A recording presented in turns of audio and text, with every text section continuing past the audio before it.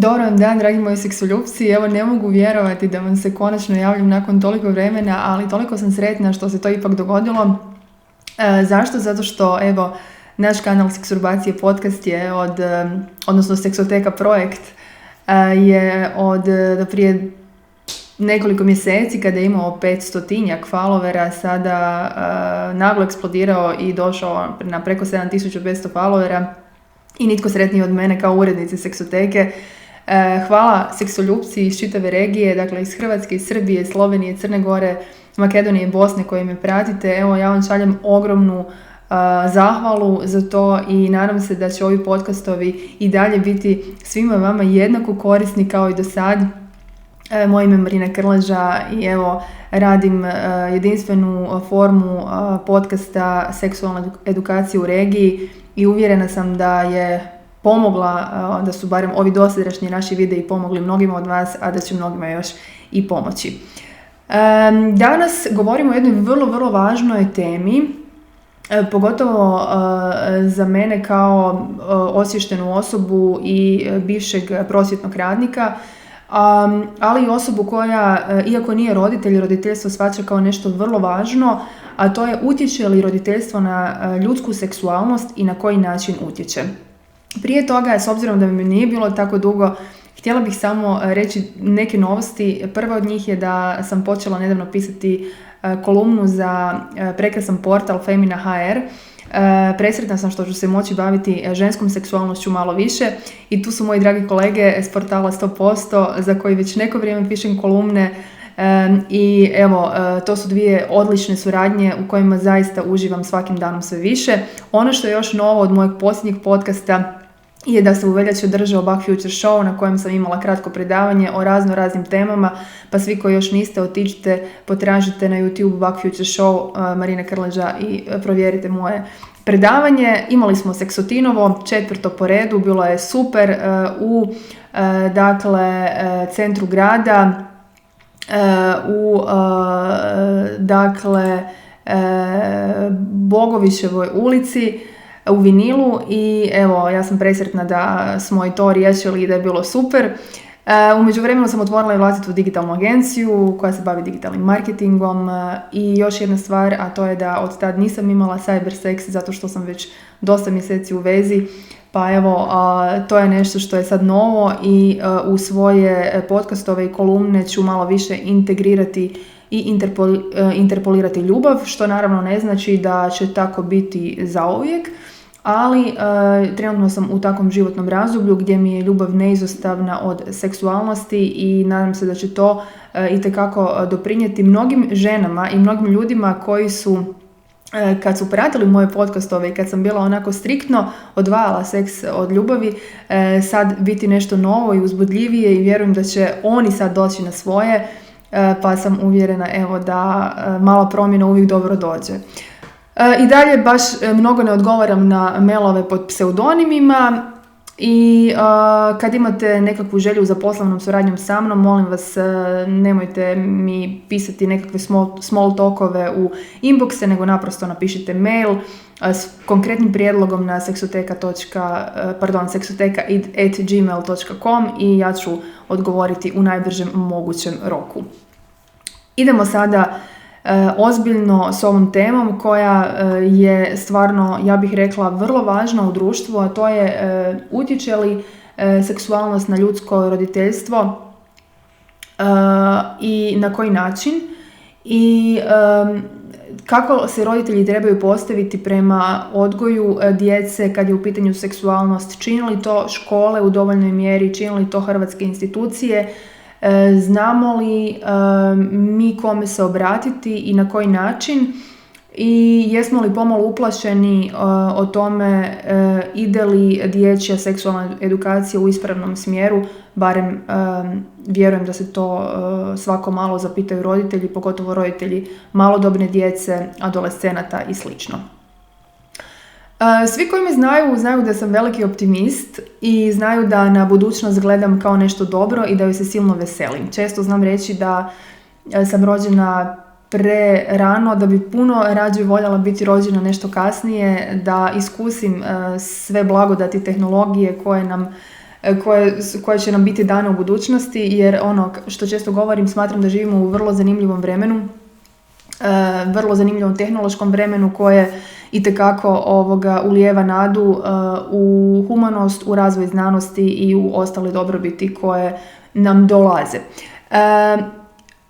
Ne osvrćem se previše na prošlost zato što smatram da prošlost ne možemo mijenjati, međutim volim analizirati prošlost zato što smatram da prošlost svakoga od nas na neki način je odredila i učinila ono što smo danas.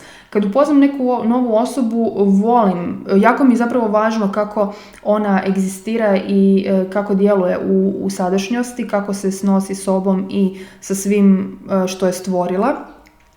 Važno mi je i na to kako gleda na budućnost, želi li doprinijeti budućnosti i na koji način to želi.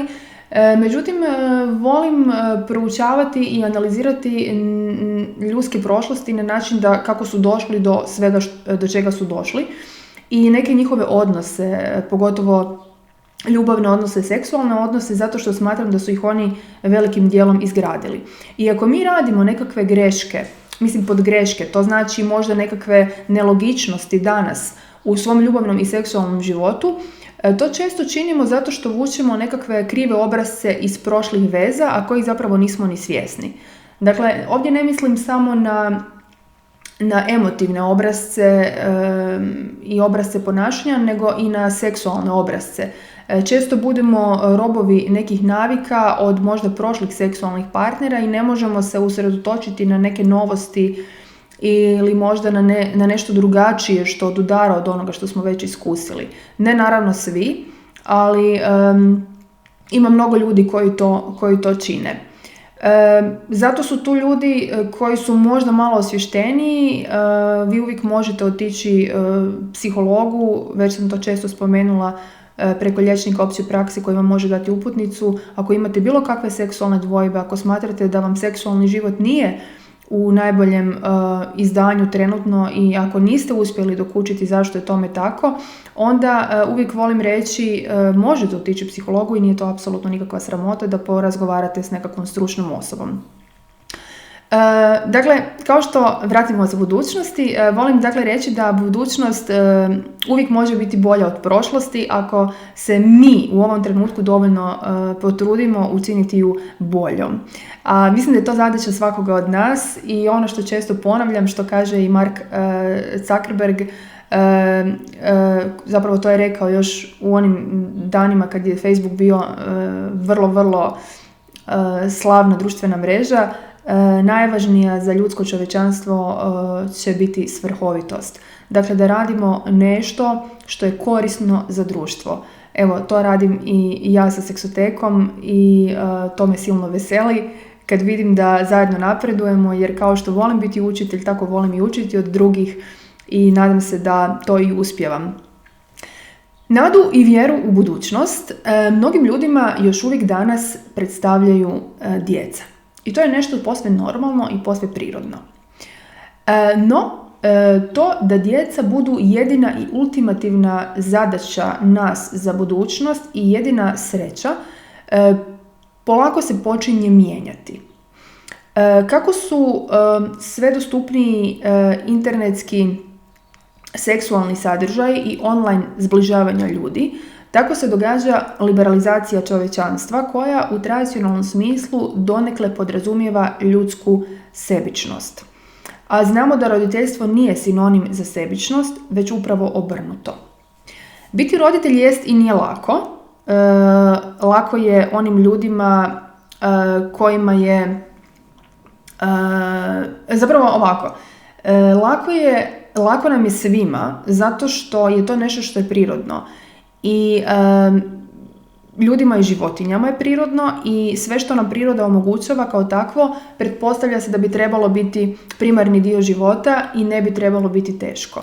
S druge strane, ipak nije jednostavno, to je moje osobno mišljenje, smatram da je danas roditeljstvo teže nego ikad, pogotovo kvalitetno roditeljstvo i s obzirom na to da je mnogo stvari danas postalo tehnološko i ubrzano i u velikom neskladu s prirodom, nije lako ni odgojiti dijete kvalitetno jer imamo distrakcija na dnevnoj bazi sa 100 strana, a na isti način to imaju i djeca. Samo da za sve one koji ponekad napišu u komentarima da čitam svoj tekst, čitam svoju kolumnu koja je napisana za seksoteka.eu. Tako da evo, iako govorim, ali služim se tim tekstom jer smatram da mi je kolumna dobar oslonac za ove Seksurbacije podcast. Idemo dalje. Nekad je, kao što sam rekla, bilo posve prirodno i normalno imati djecu. Čak što više, to se očekivalo od svih ljudi. Ako nisi imao djecu, pretpostavljalo se da ju ne možeš imati i na neki način te se žalilo. U Hrvatskoj je imanje djece danas, pa i u regiji, još uvijek nešto normalno i poželjno, čak i mogu reći slobodno očekivano, ali u razvijenim zemljama prestaje biti tako. Iako je ljudi na zemlji sve više, na zapadu se sve manje ljudi odlučuje na djecu, a ujedno se oni koji se odluče na to, odlučuju na to nešto kasnije, konkretnije tek u 30. godinama svog života. Ne, to naravno nije zato što su zastranjeli ili zato što život danas, je na neki način teži, nego jednostavno zato što se ljudski vijek produžio, a i postoji mnogo sadržaja koje ljude može usrećiti u odnosu na odgoj djece i slično. Također zdravlje nas bolje služi nego nekad. Dobro, o tome bi se također dalo diskutirati s obzirom da sam pobornik zdravog života. Kažem, koliko god je svijet otišao ka tome da budemo zdravstveno svjesni i da budemo zdravi, toliko je opet i sve više junk fooda i raznih stvari koje nam se nude, koje su dostupne na svakom koraku i kojima možemo itekako učiniti puno lošeg za svoje zdravlje, uključujući pretilost i razne oblike bolesti, ali nećemo o tome jer u seksoteci ne govorimo o lošim stvarima, nego samo o dobrim i o seksualnosti. Dok nije bilo interneta, televizije i ostalih tehnoloških pojava kojima se čovjek okreće sebi i postaje sam sebi dovoljan, inače napisala sam kolumnu, odnosno napravila sam, ako se ne varam, podcast o tome da dolazi vrijeme seksualnih solista. Samo da vidim, da se poslužim svojim mobitelom, da vidim koji je to bio podcast po redu, pa za sve one koji žele to pročitati, odnosno poslušati taj podcast, mogu. Još nisam pisala o tome, to jest nije još snimljen video o tome da je došlo vrijeme seksualnih solista, ali svakako ću snimiti taj podcast u budućnosti i svakako me pratite. Vrlo zanimljiv podcast koji će ukazivati na neke buduće trendove. Sad, kažem, dok nije bilo interneta, obitelj je bila puno više nego danas. Obitelj je bila stvarno i sredstvo komunikacije, i sredstvo odgoja, i sredstvo davanja i primanja ljubavi, edukacije, izvora znanja. Koliko se god tradicionalisti opirali tome, danas je sve navedeno moguće online. Još malo, i to je ono o čemu sam govorila na ovogodišnjem Back Future show, da će uskoro nam, kompjuterski softveri moći dati ljubav i emocije na jednak način kao što nam danas ili kao što su nam u prošlosti mogla dati ljudska bića. Znam da to se zvuči prilično scary i da je teško u tako nešto povjerovati, ali vjerujte mi, itekako je moguće. Na nekim se razinama već događa, ali sad nećemo puno o tehnologiji jer imamo puno važniju temu, a to je roditeljstvo i seksualnost. Tijekom dugotrajnih 20 stoljeća Katolička crkva uvjerila nas je da je roditeljstvo ne samo prirodna, nego i ultimativna pojava. Kad govorim da nas je uvjerila crkva ili kad govorimo o crkvi, govorimo o nekakvim općim postulatima. Ja sam već mnogo puta rekla da nisam protiv vjere i nisam protiv molitve kao oblika poštivanja drugih ljudi, sebe i činjenja da se bolje osjećaš, ali sam protiv nekih postulata koji su iskodirani u Bibliji, koji su od nekih ljudi iz crkvene branše krivo tumačeni i koji na neki način ograničavaju slobodu pojedinca pri njegovim odabirima i koji ne dopuštaju da se zdrava seksualnost kod ljudi realizira. Ja osobno nisam ni za kakve oblike seksualnosti koji mogu naštetiti čovjeku, djetetu i tako dalje. Međutim, zdrava seksualnost poput masturbacije, poput ženske masturbacije, poput konzumiranja nekih sadržaja, ako partneru pružiš ljubav, a tebi još je potrebno seksa i slično, mislim da tu moja razmišljanja odstupaju od onih crkvenih stajališta i eto, volim uvijek to naglasiti. Da ne govorim o tome da koliko dugo je crkva bila protiv svih seksualnih orijentacija, a ja se zalažem za potpunu ravnopravnost. Sad, dakle, seksualnost i zapravo roditeljstvo itekako jest prirodna pojava, no je li prirodnija od neprokreacijskog seksa i masturbacije? Ako se čovjek nagonski reproducira, pretpostavlja se da nagonski poseže i za seksom iz užitka, kao i za masturbacijom, jel tako?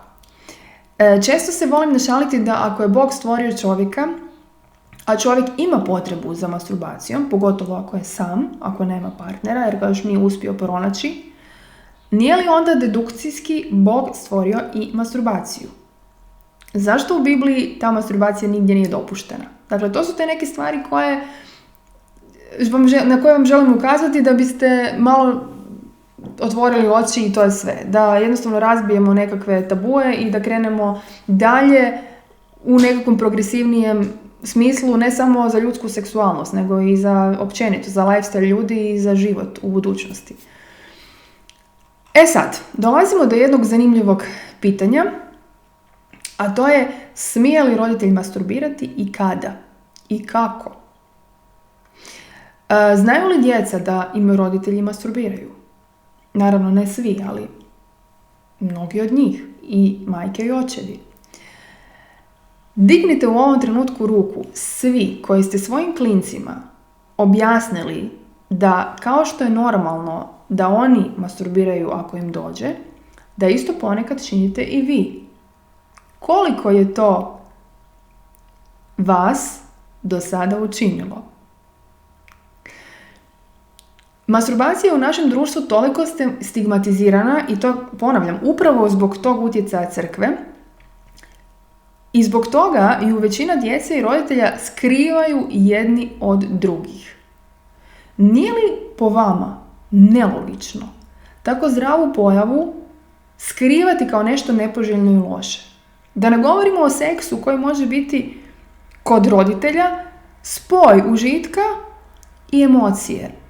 Zašto takvo što skrivati? Ja sam se uvijek pitala zašto neki roditelji ne mogu reći djetetu: molim te, odi se van igrati, tate i ja imamo za obaviti našu ljubav. U čemu je tu, što je tu loše? Često sam se znala pitati kako bih ja svom djetetu objasnila što ono radi ako masturbira, što rade roditelji ako masturbiraju i što rade roditelji ako se seksaju i što će to dijete jednog dana raditi ako će imati seks, odnosno voditi ljubav. Pa takve stvari se vrlo lako mogu objasniti. Dakle, tvoj tata i ja se volimo, ta ljubav podrazumijeva emocije, ali podrazumijeva i svojevrsni tjelesni užitak. Kad nekog voliš, onda taj tjelesni užitak izražavaš kroz tjelesnu interakciju s tom osobom, da vam bude ugodno. Jednog dana ćeš to isti iskusiti kad nekog zavoliš, kad uđeš u vezu s osobom koju ćeš poštivati i koju ćeš voljeti. Jer ne trebamo tu sad govoriti o seksu, porničima i tako dalje. Ne, smatram da djeca moraju najprije ući u zdrave emotivne odnose, kroz njih doživjeti prvi seks, a tek onda kao nekakvu nadgradnju, eventualno kasnije, se možda poslužiti pornografijom i ostalime ako im zatreba. Dakle, mi trebamo najprije odgojiti djecu koja će do seksualnosti doći kroz emocije, kroz povjerenje, kroz nekakve važne ljudske vrijednosti da bi sve kasnije bilo samo nadgradnja. To je ono za što se od početaka zalažem. A kako ćemo to moći? Pa na način da budemo potpuno otvoreni u vezi seksualnosti. I zašto bismo čekali da škole nauče djecu o seksualnosti, jer ih naravno neće naučiti, adekvatan program još uvijek ne postoji u regiji, ne samo u Hrvatskoj, nego ni u jednoj državi bivše Jugoslavije ne postoji adekvatan seksualni odgoj, možda eventualno u Sloveniji, ali javite mi se Slovenci u komentarima i recite mi imate li zdravstveni odgoj u školama, osnovnim i srednjim, to me silno zanima.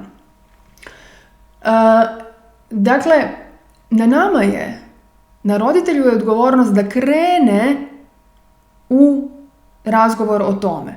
Jer ono što često govorim, pa ne dopustite da vam dijete samo istražuje i uđe u prvu masturbaciju i u prvi seksualni odnos prije nego što vi s njim o tome barem nešto progovorite. Zašto? Zato što će se osjećati puno sigurnije ako zna da tako što možda radite i vi i da ste mu možda jednom to spomenuli.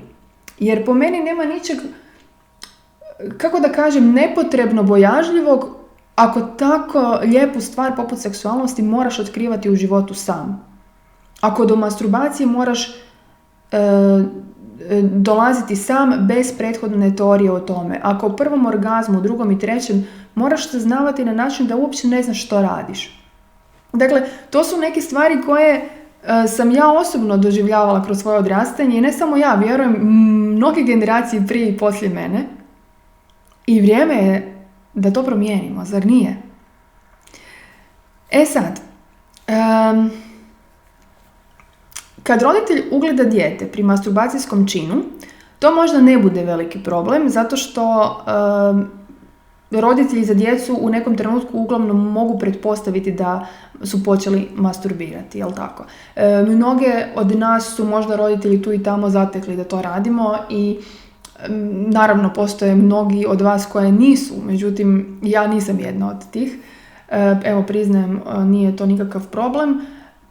Međutim, je li to neugodno? Naravno da je. I je li to možda čudno? Naravno da je. Međutim, opet kažem da se to shvati kao nešto normalno i prirodno i da se onda razgovara s djecom, ne znam, tipa zaključaj se ako to već radiš ili ne znam, probaj to raditi tad i tad, a ne tad i tad, onda bi dijete imalo puno lakšu nekakvu smjernicu biti praktično, jel tako, po tom pitanju.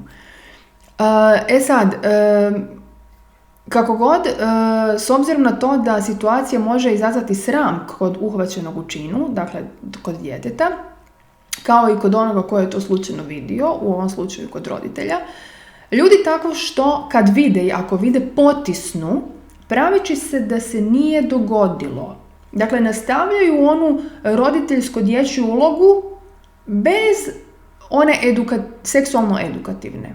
Dakle, dignemo ruke, ok, to se dogodilo, to je prirodno, dobro, nema veze, idemo dalje. Međutim, meni to baš i nije normalno.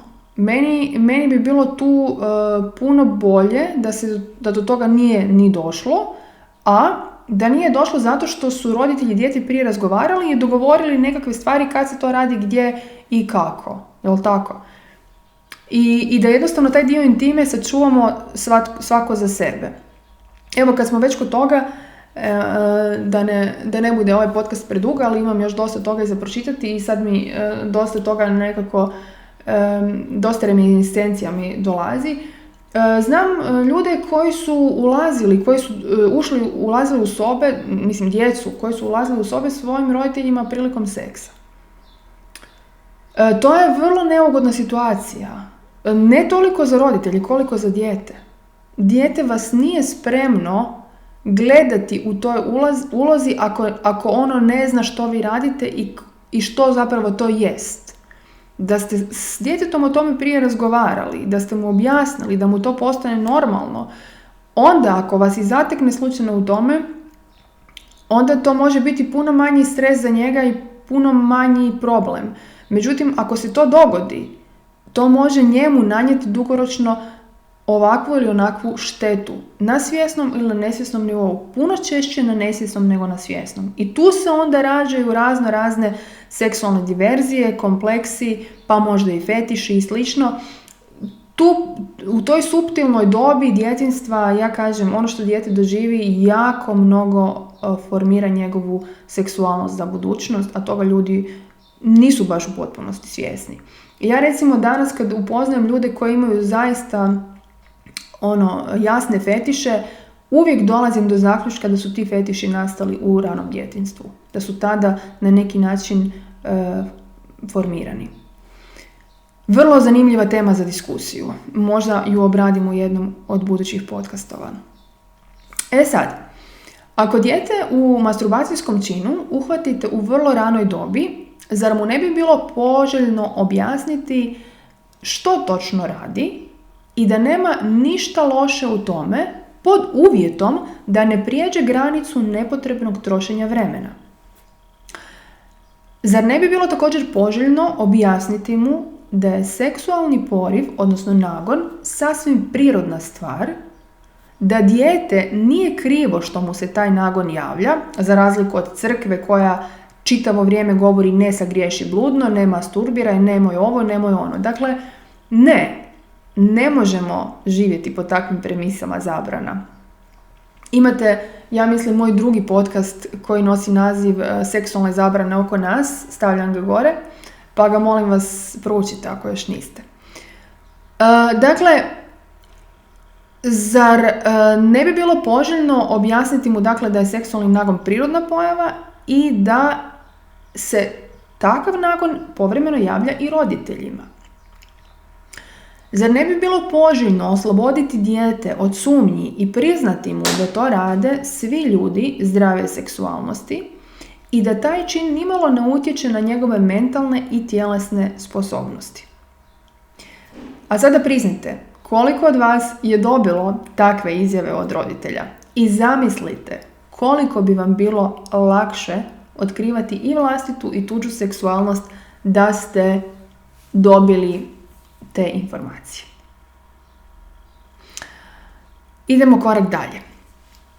Nije li normalno, ako osjetite seksualni poriv kao roditelj, odvojiti se na 10 minuta u dogovoru s partnerom,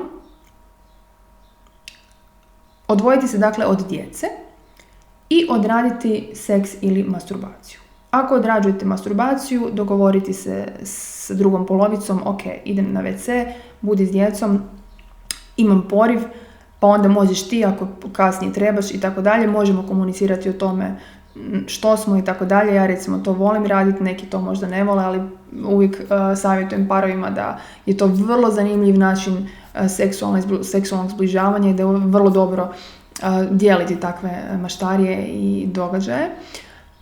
Ili jednostavno objasniti djeci da idete, se zajedno otuširati ili nešto na 10 minuta i da ćete se vratiti za 10 minuta i obaviti seks. Mislim da je to nešto s čega se nitko od nas ne bi trebao odricati ako je roditelj, odnosno ako živi s djecom, a naravno većina roditelja s djecom žive. Nije tako što uvijek jednostavno i moguće, ali je svakako prirodno i poželjno. Zašto? Zato što ako to ne učinite doma, seksualni nagon javljat će vam se van kuće. Van kuće niste nužno sa svojom obitelju, niste nužno sa svojom partnericom ili partnerom i tu onda počinju možda razna maštanja o drugim ljudima koja za obitelj kao takvu nisu baš poželjna. Ljudi onda nalaze ljubavnike i ljubavnice, pogotovo ako o tome ne razgovaraju, ili počinju masturbirati na neke druge ljude bez da to govore svom partneru i onda tu dolazimo do nekakvog začaranog kruga koji ne mora nužno štetiti obitelji, međutim mislim da dugoročno može donijeti više štete nego koristi. Jer mislim da je zdravo realizirana seksualnost među partnerima vrlo protočna i da ne bi trebala imati apsolutno nikakvih tajni.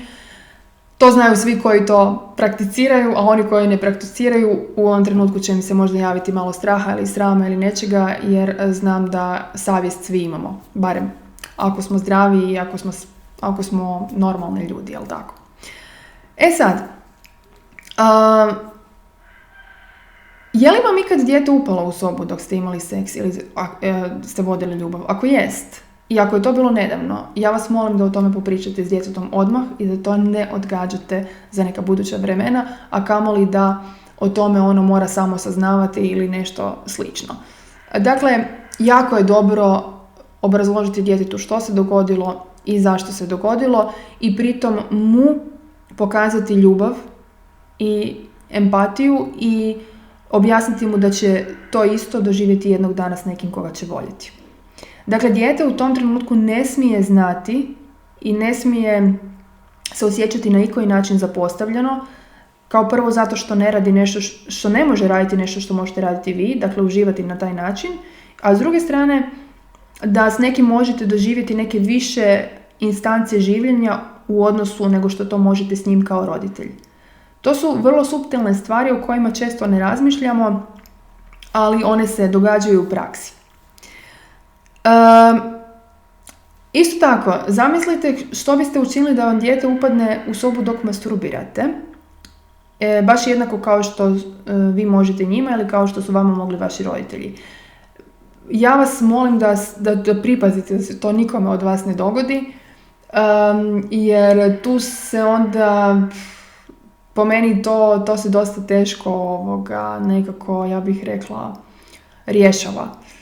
To su neke stvari koje jednostavno su vrlo neugodne po meni. I nadam se da se to nije nikome dogodilo, a čak i ako jest, opet apeliram da se o tome razgovara, a ne da se to stavlja pod tepih. Dala bi se napraviti diskusija o tome kako razgovarati s djetetom o tome ako vas uhvati u masturbacijskom činu. Međutim, moram priznati da nisam baš puno razmišljala koji bi bio najadekvatniji način. Možda u budućnosti promislim i o tome. Ako masturbirate ili vodite ljubav dok su djeca u kući, osjećate li grižnju savjesti pritom? I ako osjećate, smatrate li da je ona normalna?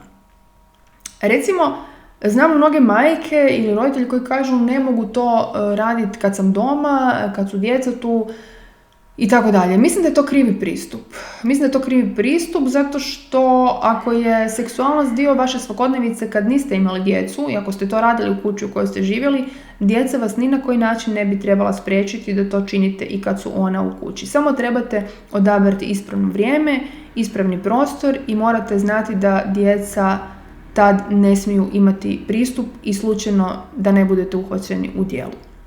Naravno, oni hipotetički mogu i čak i znati što radite.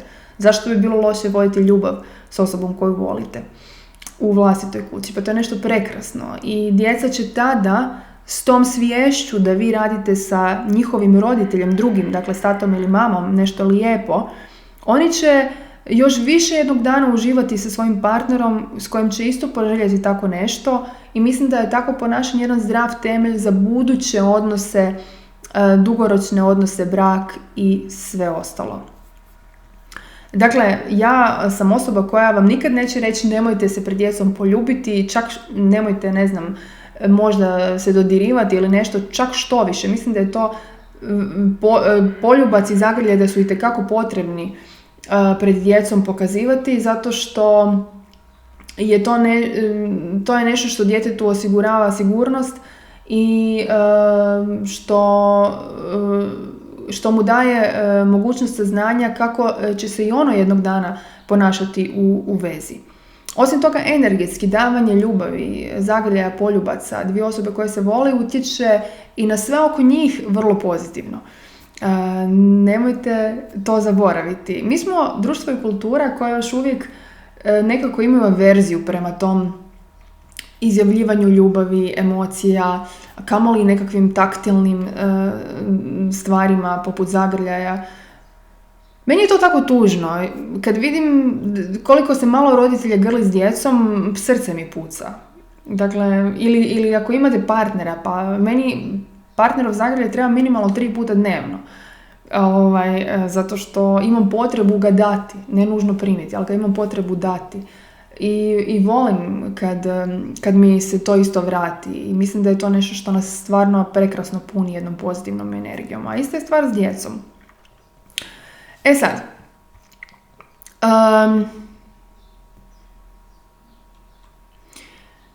dok je čovjek zanimljiva je jedna činjenica.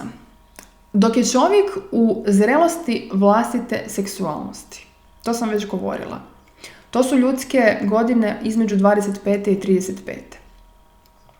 U to vrijeme čovjek obično postane roditelj. Dakle, barem u našim krajevima, mi smo svi na neki način isprogramirani da u to vrijeme imamo djecu. Što naravno i nije loše, zato što je za zdravlje najbolje, jer je čovjek tad najvitalniji i lakše podigne dijete.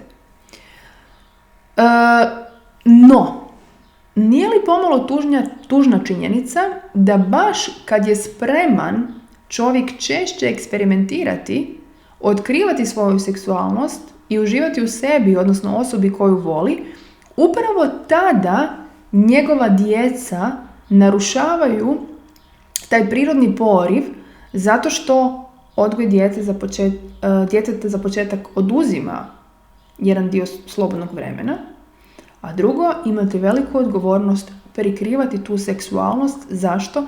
Zato što ju dijete zbog svoje dobi nije u stanju realizirati.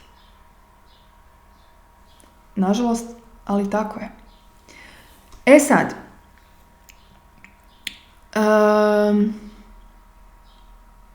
dijete odraslom čovjeku, nakon što ga dobije, uzima veći dio slobodnog vremena. Vi kad jednom postanete roditelj, vi ste roditelj za cijeli život i to je nešto na što se premalo upozorava mlade ljude koji postaju roditelji u Hrvatskoj. I mislim da nam tu također nedostaje edukacije u školama, a trebalo bi je biti. Budimo realni, vratimo se opet na seks. Nije prirodno ako želiš voditi ljubav ili imati seks sa suprugom u svom dnevnom boravku zato što je obukla neku seksi minicu, ali to ne možeš učiniti jer vam je dijete u susjednoj sobi. Nije prirodno također ako tijekom obiteljskog filma poželiš sjesti na svog supruga i priuštiti si glasni orgazam, ali znaš da to neće biti apsolutno nikako moguće dok djeca ne odu baki i djedu. To su neke stvari s kojima vjerujem da su se apsolutno svi roditelji susretali i apsolutno svi morali žrtvovati. To su žrtve. Sad, do koje mjere to trebaju biti žrtve i koliko često? Umjesto da seksualnost u tim godinama, dakle između 25 i 35, jer više nikad nećemo vratiti godine, umjesto da u tim godinama seksualnost na neki način evoluira na višu razinu, ona se počinje potiskivati, a sve kako bi se zaštitila djeca. Takvo ponašanje je apsolutno dobro za dijete, s obzirom na to da, kao što sam rekla, dijete nije u stanju realizirati svoju seksualnost u sklopu seksualnog čina, pa ne bi bilo pravedno prema njemu kao prema ljudskom biću. No, takvo ponašanje roditelja, budite svjesni, ipak nije prirodno. Jer ako ne potiskuje želju za drugim prirodnim pojavama, kao što su hrana, odlazak na WC i tako dalje, ne bi trebao potiskivati ni seksualni nagon. Znamo da potiskivanje seksualnog nagona dovodi do stresa, možda do nekih psihičkih blokada, strahova i tako dalje. To je ono o čemu naši zdravstveni radnici premalo govore. Mislim da bi se tu trebalo malo više pozabaviti seksualnom edukacijom. Ali vratimo se sad na dijete. Potiskivanje istog, budimo realni, traje dakle, kad roditelj postane dijete, potiskivanje njegove seksualnosti traje narednih 15 godina. Dok je god dijete malo, dokle god, čak i duže. Ali pretpostavimo da prvi 15 godina dijete živi s vama. S te strane mi nije čudno da mnogi ljudi, muškarci i žene, nalaze seksualne partnere, ljubavnike i ljubavnice van tog obiteljskog okružja. I bilo je lako meni kritizirati nekoga ko je zastranio, pronašao ljubavnika i ljubavnicu, a sama nikad nisam bila u toj situaciji. Vjerojatno su mnogi rekli, da, lako njoj pričati, ona živi sama, jer ona nikad nije imala djecu. Slažem se s tim. To mi je jasno. Međutim, opet, ako i prevarite supruga i suprugu zbog djece ili zbog toga što u vlastitoj obitelji nemate mir, vi ćete se toj obitelji ipak jednom vratiti. Hoćete li priznati partneru što ste napravili? I hoćete li moći živjeti sa sobom ako mu to ne kažete? Ja osobno ne bih mogla. Vjerujem da ima jako puno onih koji to mogu, jer idu s premisom sve što moj partner ne zna, ne može ga boljeti. Mislim da je, koliko god vam se taj možda površinski princip čini korisniji, mislim da je karmički i dugoročno nekorisniji. Ali to je samo moje mišljenje, vi se naravno s njime ne morate složiti. Dakle, taman kada čovjek ulazi u godine, na primjer 40. 45. 50. kad mu ta seksualnost više ne mora nužno biti primarni dio života, kad se ostvaruje u poslu, izgradio karijeru, kad možda počinje neke veće poslovne planove, kad je stekao materijalnu sigurnost i tako dalje, tad mu i djeca narastu i više mu možda ta seksualnost toliko fizički ne predstavlja nešto ultimativno što bi morao isprobavati i niti ima možda više toliko zdravlja, niti fizičke izdržljivosti da bi sve ono što je mogao u 20. i 30. seksualno realizirati, sada možda više ne može. Ne kažem da nema ultra zdravih 40-godišnjaka i 50-godišnjaka, naravno da ima. Evo, ja sam vam primjer, prilično sam zdrava, ali dobro, bavim se sportom, zdravo se hranim i tako dalje. Ali definitivno mislim da su upravo 20. i 30. godine kada svaki roditelj bi trebao uživati u svojoj seksualnosti, neovisno o djeci. I za kraj apsolvirajmo sve navedeno. Dobivši djecu, ljudi su na ovaj ili onaj način prisiljeni skrivati svoje seksualne i masturbacijske sklonosti. Zašto?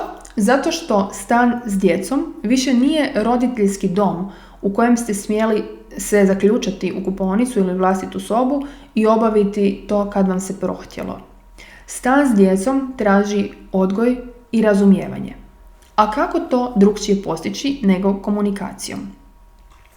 Kada nje bude, vjerujte mi, da nalaženje ikoga u stanu da vodi ljubav ili da masturbira više neće predstavljati toliki problem, a i grižnja savjesti bit će mnogo manje. Zato komunicirajte i razgovarajte o seksu i seksualnosti u svom domu. Kako partneri međusobno, tako i s vlastitom djecom. Već sam jednom rekla da ne postoji dobna granica kad biste to djetetu mogli početi objašnjavati, samo treba primijeniti dobro na svaku dob. Treba znati o tome, to objasniti 5-godišnjaku, a treba znati objasniti i 9-godišnjaku. To ostavljam vama. S obzirom na to da škole još uvijek seksualno ne educiraju ni upola koliko bi trebale, na moju veliku žalost, a ponavljam da sam radila u prosvjeti 8 godina i znam što djeca vole čuti, o čemu se informiraju na internetu, a što u školama nemaju. Obitelj je još uvijek najsigurnije mjesto gdje dijete može naučiti ispravne informacije o seksualnosti. Možda nije loš ni ovaj podcast pustiti nekom adolescentu i tako dalje, ako ga imate, možda će mu moje izlaganje pomoći više nego da sam otkriva nešto na internetu, ali dobro, to vi sami procijenite. Ako od početka dijete učite da cijeli ljudski i životinjski svijet ima spolni čin, odnosno da i životinje čak masturbiraju, jednako kao i ljudi, dijete će tu činjenicu od malih nogu prihvatiti kao nešto normalno i bez zaziranja razgovora ili proučavanja te teme i bez nekakvog straha kad se to njemu bude počelo događati. Biće mu puno lakše kad se njemu javi potreba za masturbacijom, te će s puno manje straha i s puno više opuštenosti također ući i u prvi seksualni odnos. Evo, to je za sada sve o ovoj temi. Došla je 45 minuta. Imala bih reći još dosta toga što je povezano s ovom temom. Javlja mi se dosta roditelja sa željom da obradim neke teme i svakako ću se na to koncentrirati i u budućnosti. Jedna od njih bit će mladi i pornografija. I tu bi imala isto dosta toga za reći, a do tada evo ću vas lijepo pozdraviti. Prekrasno je proljeće pred nama, prekrasni su ljetni dani i evo nadam se da ćete uživati u životu i u seksu i u masturbaciji, a prvenstveno u ljubavi. Do tada lijepo vas pozdravljam i želim vam ugodan nastavak dana.